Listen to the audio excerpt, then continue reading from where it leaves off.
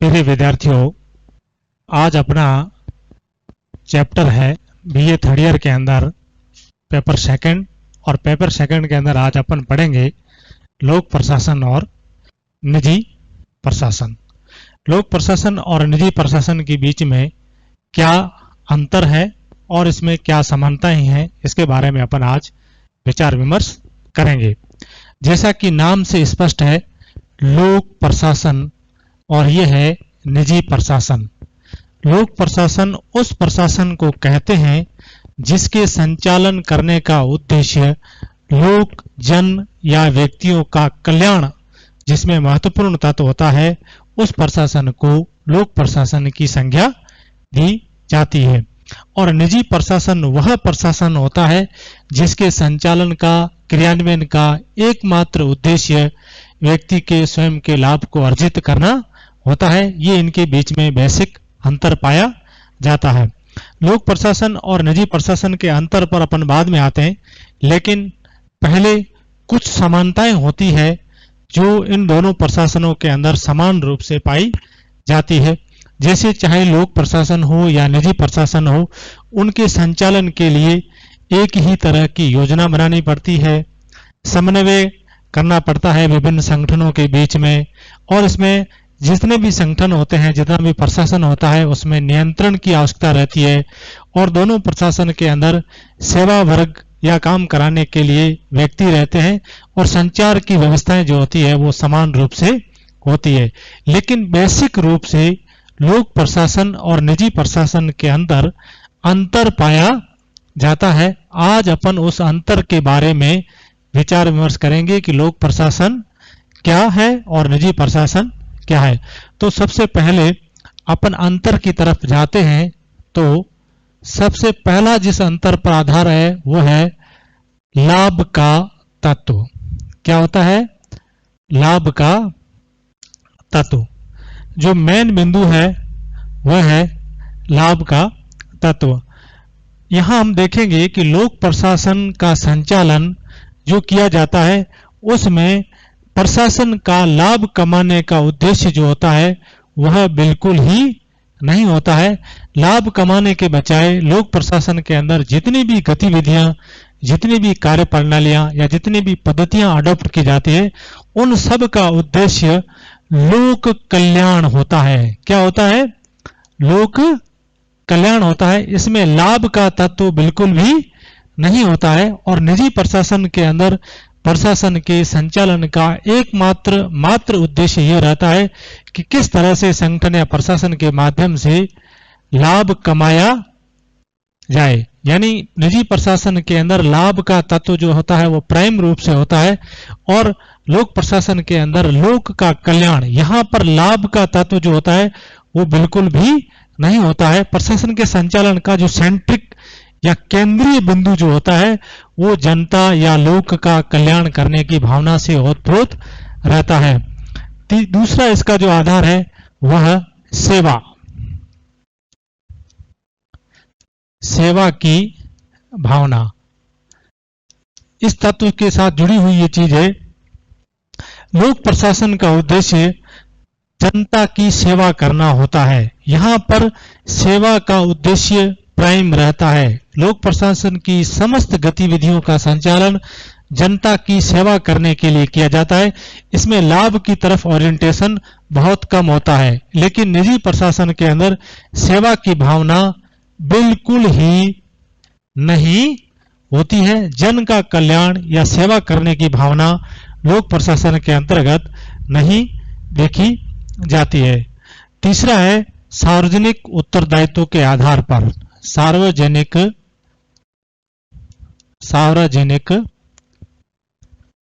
उत्तरदायित्व बिल्कुल आसान चीज है कि लोक प्रशासन के अंदर जितने भी अधिकारी और कर्मचारी कार्य करते हैं वो अपने हर कदम के लिए, अपने हर कार्य के लिए, अपने हर स्टेप के लिए जनता के प्रति या सार्वजनिक व्यवस्था के प्रति उत्तरदायी रहकर कार्य करते हैं। ये लाभ की तरफ न देखकर बल्कि सार्वजनिक कल्याण की तरफ देखकर कार्य करते हैं। लोक प्रशासन के अंदर हर अधिकारी, हर कर्मचारी या हर जनप्रतिनिधि जो होता है वह अपने कार्यों के लिए अंततोगत्वा सार्वजनिक रूप से उत्तरदायी माना जाता है, जबकि निजी प्रशासन के अंदर उत्तरदायित्व की कोई भावना नहीं होती है। निजी प्रशासन के अंदर प्रशासन करने वाला व्यक्ति या संगठन केवल लाभ अर्जित करने के उद्देश्य से कार्य करता है। सार्वजनिक जीवन के प्रति या समाज के प्रति उसका कोई भी सीधा या प्रत्यक्ष रूप से कोई भी उत्तरदायित्व सुनिश्चित नहीं किया जा सकता है। उसके बाद में चौथा है व्यवहार की एकरूपता। व्यवहार की एक रूपता। अब यह महत्वपूर्ण रूप से समझने की चीज है कि लोक प्रशासन के अंदर व्यवहार की एक रूपता रहती है और निजी प्रशासन के अंदर व्यवहार की एक रूपता नहीं रहती है। अब देखिए, जैसे लोक प्रशासन के अंदर जैसे कार्य करने वाला एक डॉक्टर है, तो डॉक्टर का जो व्यवहार होगा वो जनता के प्रति, चाहे कस्टमर उसका किसी भी तरह का आए, चाहे पैसे वाला आए, चाहे गरीब आए, चाहे काला आए, चाहे गोरा आए, चाहे महिला आए, चाहे पुरुष आए, उसका जो व्यवहार होगा डॉक्टर का वह अपने क्लाइंट के प्रति लगभग एक जैसा होगा। वह अपने व्यवहार के अंदर अपने उपभोक्ता के प्रति एक रूपता रखेगा। कौन? जो लोक प्रशासन के अंतर्गत सक्रिय है। जबकि निजी प्रशासन के अंतर्गत जो संगठन या जो कार्य करता है उसका अपने आने वाले कस्टमर के प्रति व्यवहार एक जैसा नहीं होता है। जैसे एक सेठ अपनी दुकान चला रहा है, उसका अपना प्लेटफॉर्म है, अपना निजी प्रशासन है, वह चाहे तो किसी व्यक्ति को उधार भी दे सकता है, चाहे तो किसी व्यक्ति को उधार नहीं दे सकता है। तो उसका व्यवहार जो होता है उस व्यवहार के अंदर एक रूपता नहीं रहती है। इसके अलावा इसमें पांचवा जिस आधार पर अंतर किया जाता है वह है एकाधिकार की दृष्टि से। एकाधिकार की दृष्टि से यहां यह महत्वपूर्ण चीज समझने की है कि लोक प्रशासन के अंतर्गत या लोक प्रशासन के अंदर कुछ क्षेत्र ऐसे होते हैं जिसमें एकाधिकार बिल्कुल ही रहता है। एकाधिकार के अर्थ को कहते हैं कि जिसमें कार्य करने के लिए केवल सरकारी क्षेत्र ही अनुग्रहित होता है। जैसे रेल हो गया, सेना हो गई, इन सेक्टर के अंदर या इस कुछ उद्योग धंधे ऐसे होंगे जिसमें केवल और केवल सरकारी क्षेत्र का एकाधिकार होगा। उसमें निजी प्रशासन अपना कार्य शुरू नहीं कर सकता। लेकिन निजी प्रशासन के अंदर किसी भी प्रकार के एकाधिकार की स्थिति जो होती है वह नहीं पाई जाती है। हाँ, इसमें व्यवसाय के अंदर किसी भी व्यक्ति को बाद में एकाधिकार प्राप्त हो जाए तो हो जाए, लेकिन सैद्धांतिक दृष्टि से निजी प्रशासन के अंतर्गत कार्य करने की कोई बाधाएं नहीं होती है। व्यक्ति चाहे तो इसको आगे भी बढ़ा सकता है। अगला इसका है जीवनावश्यक सेवाएं। जीवनावश्यक सेवाएं। लोक प्रशासन के लिए यह अनिवार्य है कि वह शिक्षा, स्वास्थ्य एवं सामाजिक सुरक्षा इनको सुनिश्चित करने के लिए या इसको व्यक्ति के जीवन की कुछ चीजों को आवश्यक बनाने के लिए लोक प्रशासन को इन क्षेत्रों के अंदर, शिक्षा के अंदर, स्वास्थ्य के अंदर और सामाजिक सुरक्षा के अंदर कोई न कोई कार्य उसको प्रत्यक्ष या अप्रत्यक्ष रूप से करना पड़ता है। वह लोक प्रशासन अपने इस परम उत्तरदायित्वों से अपना मुंह मोड़ नहीं सकता है, यानी उसको जीवनावश्यक सेवाएं चलाने या उसका संचालन करना आवश्यक है। लेकिन निजी प्रशासन के लिए इस तरह की सेवाओं का संचालन आवश्यक नहीं है। वह चाहे तो इनका संचालन कर सकता है और निजी प्रशासन के लिए जरूरी नहीं है कि वह व्यक्ति की जीवन के लिए आवश्यक शिक्षा है, स्वास्थ्य है, सामाजिक सुरक्षा है, पोषण है या अकाल राहत प्रबंधन है। इस तरह की सेवाएं जो मानव जीवन के साथ बहुत निकटता के साथ जुड़ी हुई है, मानव के जीवन के लिए आवश्यक सेवाएं हैं, उनका लोक प्रशासन के लिए तो उनका संचालन करना अनिवार्य होता है। लेकिन निजी प्रशासन के लिए यह कोई भी अनिवार्यता का तत्व नहीं है। अब अपन इससे आगे बढ़ते हैं, उसमें छठा 7वां बिंदु लेते हैं। 7वां बिंदु है लाल फीताशाही का तत्व।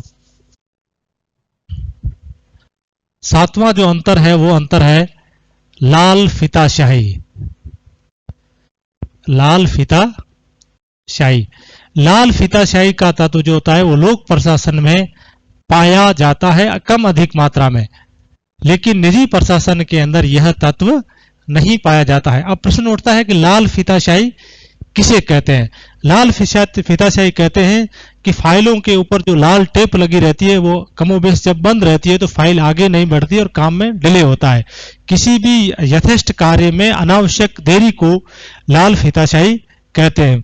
क्योंकि सरकारी क्षेत्र के अंदर काम करने के प्रति इतना डायरेक्ट उत्तरदायित्व का नहीं होता है, इसलिए लोक प्रशासन के अंदर लाल फीताशाही का जो एलिमेंट है वो पाया जाता है, जबकि निजी प्रशासन के अंदर भी पाया जाता है। लेकिन निजी प्रशासन के अंदर कार्य की दक्षता बहुत तेज गति से काम होता है, क्योंकि उसमें वर्क ओरिएंटेड या रिजल्ट ओरिएंटेड चीजें होती है, इसलिए इसमें लाल फीताशाही का जो एंगल है वह बहुत कम मात्रा में पाया जाता है। अगला बिंदु है वित्तीय नियंत्रण। वित्तीय नियंत्रण, लोक प्रशासन के अंदर वित्त के ऊपर जो नियंत्रण होता है वो अंतिम रूप से जनता का होता है, जबकि निजी प्रशासन के अंदर जनता के द्वारा किसी भी प्रकार के वित्तीय नियंत्रण की स्थिति को स्वीकार नहीं किया जा सकता है। जैसे लोक प्रशासन के अंदर जितने भी कार्यपालिका के द्वारा कार्य किए जाते हैं उसके ऊपर जो वित्त के ऊपर जो नियंत्रण की अंतिम शक्ति जो होती है वो जनता की प्रतिनिधि संस्था व्यवस्थापिका के हाथ में होती है। लोक प्रशासन के अंदर सभी गतिविधियों का जो केंद्र बिंदु होती है वो जनता का कल्याण होता है, और इसमें वित्तीय दृष्टि से जनता के हित में कार्य करने के लिए व्यवस्थापिका का कार्यपालिका के ऊपर पूर्ण रूपेण नियंत्रण होता है। लेकिन निजी प्रशासन के अंदर जो गतिविधियां का संचालन निजी क्षेत्र के द्वारा किया जाता है उसमें जनता के द्वारा किसी भी प्रकार का कोई भी नियंत्रण स्थापित नहीं किया जाता है। अगला बिंदु है सेवा की सुरक्षा। 9 नंबर, सेवा की सुरक्षा की दृष्टि से इनमें क्या अंतर है? लोक प्रशासन जो होता है उसमें जो कार्मिक कार्य करते हैं उनकी सेवाएं पूर्ण रूपेण सुरक्षित रहती है। सरकार चाहकर भी अकारण किसी भी कार्मिक को उसके पद से विमुक्त नहीं कर सकती है, उसको एक सामाजिक सुरक्षा का आवरण या सामाजिक सुरक्षा का क्लेवर लोक प्रशासन के कार्मिकों को प्राप्त रहता है। लेकिन निजी प्रशासन के अंदर जो कार्मिक कार्य करते हैं उनकी सेवाएं सुरक्षित नहीं रहती है, ये रिजल्ट ओरिएंटेड है। जैसे कोई कार्मिक अपना उस अनुपात अपने वेतनमान के अनुपात में अपना आउटपुट नहीं दे पाता है और निजी क्षेत्र से अगर घाटे में चला जाता है तो बीच रास्ते में या बीच कार्य प्रणाली के अंदर निजी प्रशासन को अपने कार्मिकों में छंटनी करने का अधिकार भी प्राप्त रहता है। इसलिए इनकी सेवाएं जो होती है निजी प्रशासन के अंदर, सेवा का जो दायरा होता है या सामाजिक सुरक्षा का जो दायरा होता है वो छोटा होता है, उसमें कार्मिकों को सामाजिक सुरक्षा की स्थिति प्राप्त नहीं होती है, जबकि लोक प्रशासन के अंदर उसके कार्मिकों को सेवा की संतुष्टि प्राप्त होती है। 10 नंबर है क्षेत्र की असमानता। क्षेत्र की असमानता, लोक प्रशासन का जो क्षेत्र होता है कार्य करने का वह बहुत व्यापक होता है, निजी प्रशासन का क्षेत्र जो होता है वह बहुत सीमित होता है। एक ही अर्थ है इसका कि लोक प्रशासन के अंदर जो भी कार्य किया जाता है, लोक प्रशासन की जिन जिन सेवाओं जैसे शिक्षा का क्षेत्र हो गया, सामाजिक सुरक्षा हो गया, स्वास्थ्य हो गया, लोक कल्याण हो गया, आपदा प्रबंधन हो गया, ये प्रशासन का जो दायरा होता है, सरकार का जो दायरा होता है काम करने का, वह बहुत ज्यादा व्यापक या समाज के या व्यक्ति के जीवन के बहुत से क्षेत्रों को, हर वर्ग को छूता हुआ चलता आगे बढ़ता है। लेकिन निजी प्रशासन जो होता है उसका दायरा बहुत ज्यादा सीमित होता है, व्यक्ति के जीवन से जुड़ी हुई सारी गतिविधियों का संचालन या प्रशासन निजी क्षेत्र के द्वारा नहीं किया जाता है। इस तरह से जब अपन इन दोनों के बीच में अंतर को मद्देनजर रखते हैं तो हम यह पाते हैं कि लोक प्रशासन और निजी प्रशासन दोनों अलग अलग धाराएं हैं। हाँ, इनको अपन अलग अलग धाराएं कह सकते हैं क्योंकि निजी प्रशासन और लोक प्रशासन के अंदर कई क्षेत्रों की दृष्टि से अंतर भी पाया जाता है, लेकिन वस्तुतः अगर हम मोटे और व्यापक दायरे में देखें तो ये दोनों प्रशासन के ही भाग हैं। एक का ओरिएंटेशन लोक की तरफ है, दूसरे का ओरिएंटेशन लाभ की तरफ है। अब इस बेसिक डिफरेंस को छोड़ दिया जाए तो लोक प्रशासन और निजी प्रशासन के अंदर कुछ समानताएं भी पाई जाती है। इसलिए कहा जाता है कि लोक प्रशासन और निजी प्रशासन की जाति एक ही है, किसमें अलग अलग है। इसके पीछे भी प्रशासन लगा हुआ है, इसके पीछे भी प्रशासन लगा हुआ है, लेकिन कुछ एलिमेंट ऐसे होते हैं जो दोनों को एक ही दायरे में खड़ा करते हैं। इसलिए जैसे दोनों के बीच में योजना एक ऐसा एलिमेंट है जो लोक प्रशासन के अंदर भी कार्य करेगा और निजी प्रशासन के अंदर भी कार्य करेगा। निजी प्रशासन का अगर संचालन बेहतर तरीके से करना है तो उस संगठन के मालिक को योजना का निर्माण करना पड़ेगा। लोक प्रशासन का भी अगर बेहतर ढंग से क्रियान्वयन करना है तो योजना के बगैर वह उसका क्रियान्वयन नहीं कर सकता। दूसरा एलिमेंट है संगठन।